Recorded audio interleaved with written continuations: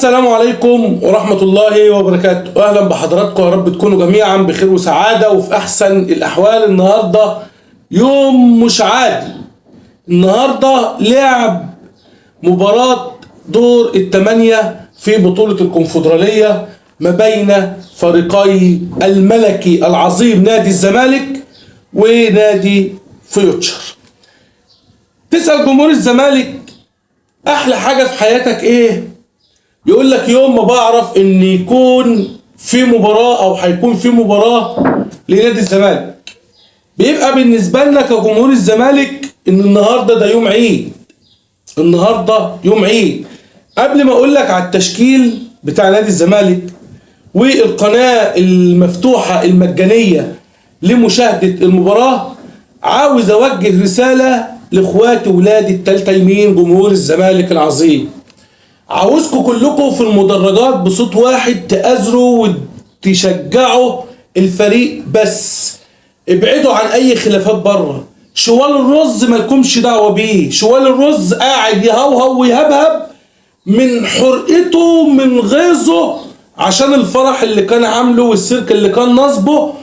جمهور الزمالك ومجلس اداره نادي الزمالك بوظوه، فمحدش يركز معاه خالص. سيبوه. كانت على الصوره بتاعته اللي هو كان طالبها، كلنا عارفين الصوره راحت فين، يعني الصوره مرميه فين. وتمنيت انا ان حد يمنشل له او حد يبعت له، بس يبعت مندوب عنه ياخد الصوره بتاعته من مقلب الزباله اللي ورا صور نادي الزمالك.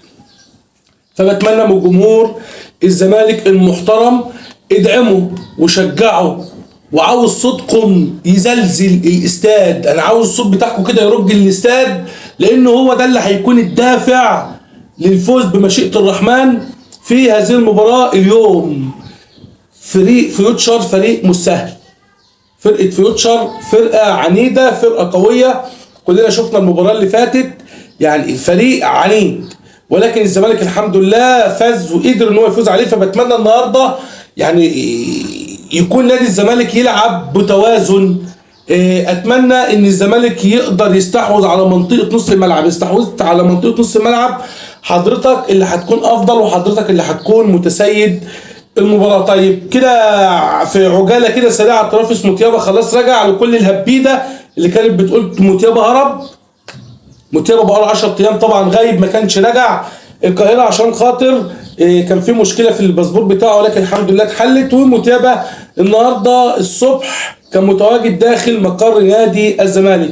لكل الهبيده اللي هي بتحاول تطلع اخبار فبركه وشويه كزعبلات كده لنادي الزمالك، خصوصا لما بيكون في مباراه مهمه لنادي الزمالك. طيب تعالى ندخل على القنوات اللي هتنقل المباراه. عندك قناه بي ان سبورت 6 طبعا المشفره، وقناه تايم سبورتس الارضيه هتذيع المباراه، نظرا لان المباراه على ارض مصريه او ما بين فرقتين مصريين. فقناه بي ان سبورتس قناه تايم سبورتس هتذيع المباراه. طيب تعالوا ندخل كده على التشكيل اللي هو المتوقع بمشيئة الرحمن للمباراة ديت.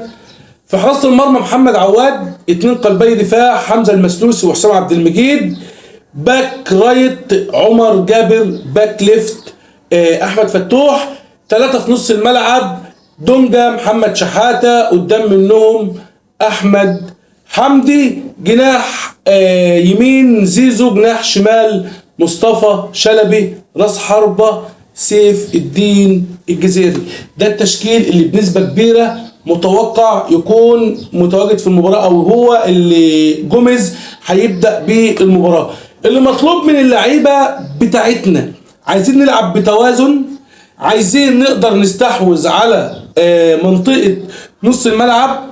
محمد شحاتة انا كنت بطالب بيه ان هو يشارك بداية من اي مباراة نادي الزمالك. محمد شحاتة انا من وجهة نظري مكسب كبير لنادي الزمالك بمشيئة الرحمن، وهيبان النهارده بمشيئة الرحمن بمستوى جيد وبمستوى كويس. دايما بقول على محمد شحاتة ان هو طارق حامد رقم 2، نفس القوة، نفس الديفنس بتاعه، نفس كل حاجة. هو طارق حامد بس بيزيد عنه حاجة واحدة بس، ايه هي؟ السرعة. لا حاجتين معلش عشان انا نسيت، والمهارة.